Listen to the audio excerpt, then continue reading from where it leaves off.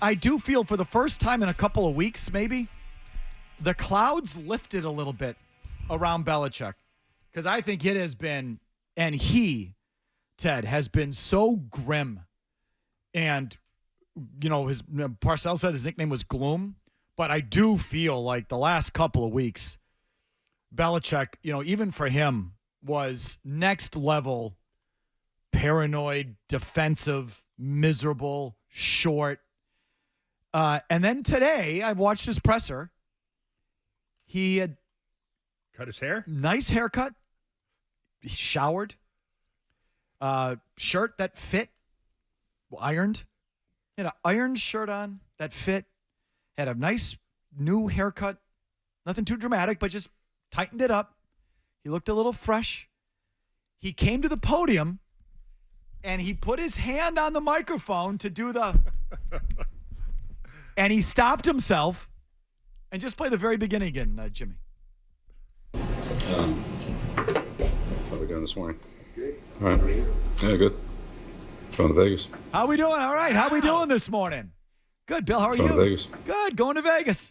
And I like for the first time in a couple of weeks, I went, exhale, because it's Ted, as well as anyone, like how just oppressive he can be, and his whole aura. And it lifted for just a second today. And I felt, okay. Everyone could take a breath, and they had a normal press conference. And for him, he was normal. Went over the top, great. It wasn't like he went back and told them stories about Harry Carson or anything. But he answered the questions. He didn't bite anyone's head off. It wasn't combative. It was just sort of normal.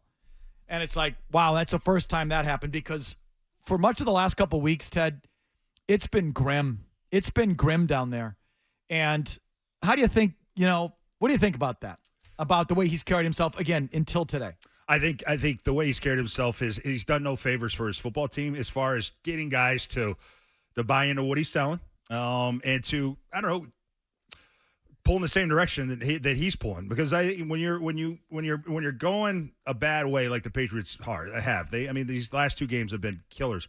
You need Bill to lead more than ever, and to set a tone for your whole organization, and to get guys, I don't know, to come to work with a positive frame of mind, working together. And when you go up there and you present yourself at these press conferences in a dour mood, negative, combative, feeling like like Tom Curran has said this week, like he's been under siege, it gives no confidence to the rest of your football team.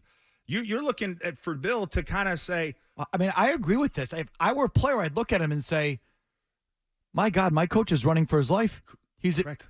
He thinks he's about to get fired, and he's withdrawing inside himself. You know what I mean? As opposed to what he should be conveying is, even though it's, he doesn't believe it, but this is what you have to do. Guys, we got this. We're going to shut everybody up, and no one knows what they're talking about. We got this. Instead, it's, what are you talking about? What do you mean? And it's like, that's not it doesn't leadership. Convey confidence. I thought Curran had a great point on this. I know that's what you're referring to. Let's just hear it again. This is Tommy during the week. To me, he is showing the strain and stress of what's going on more visibly in his clipped answers. And they're always clipped. We all understand that. But he really seems as if he's under siege. And I've seen him in past times where he can be introspective, tap a vein, and speak at length about things and be honest and candid and open. But I think that he feels so under siege that he's not going to do that. There's, to me, an unease about him right now that is being exhibited in his facial expressions as he prepares to answer the questions, and then in the clipped, I just said that, tone that he's employing. And I don't think it's going to serve him well. I don't think he has the answers. And I think that all the questions that are being posed, when you listen to them on a Wednesday, are being posed in a non-combative tone mostly. It doesn't really engender the kind of surliness that he's bringing to the table. And as he's always done, he sends messages from the podium. To me, the message, if I'm a player, I'm seeing from the podium is a guy under siege. Okay. You know what's interesting about the tone the last 2 weeks from Bill Belichick, and you heard Tom Curran say it right there at the very end. And this is a scary kind of proposition for guys on that team and fans. Is I think Tom's exactly right when he uses when he says that I don't think Bill has the answers. It looks to me when he's talking, even if it's right after the game, which you said is hard for him to process the game and have ready-made answers right after the game for people's questions. But when it's kind of, you feel that in the Monday presser and then Wednesday presser, it's like he's had time to think about his answers and he still doesn't seem to know how to answer them.